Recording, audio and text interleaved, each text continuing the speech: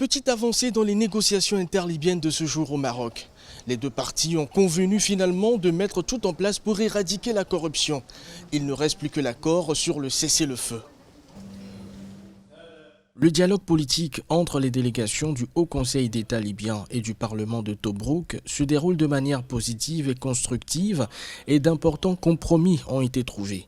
Les discussions ont abouti à des compromis importants qui incluent l'établissement de normes claires tendant à éradiquer la corruption et la dilapidation des fonds publics et à mettre fin à l'état de division institutionnelle.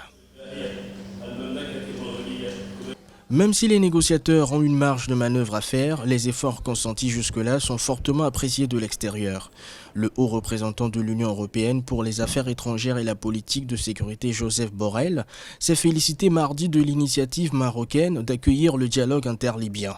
L'Union africaine a également salué les efforts du Maroc qui a réuni les parties libyennes pour relancer le processus d'une solution politique à la crise. Je salue les efforts du Maroc en réunissant les représentants du Parlement et du Haut Conseil d'État libyen en vue de relancer le processus d'une solution politique à la crise libyenne. L'Organisation des Nations Unies a également salué le rôle constructif du Maroc qui a contribué depuis le début de la crise libyenne aux efforts visant à parvenir à une résolution pacifique du conflit en Libye. Selon le porte-parole du secrétaire général des Nations Unies, Stéphane Dujarric, l'ONU soutient toutes les initiatives qui permettraient de faire progresser et de compléter les efforts de paix en cours pour la résolution de la crise libyenne.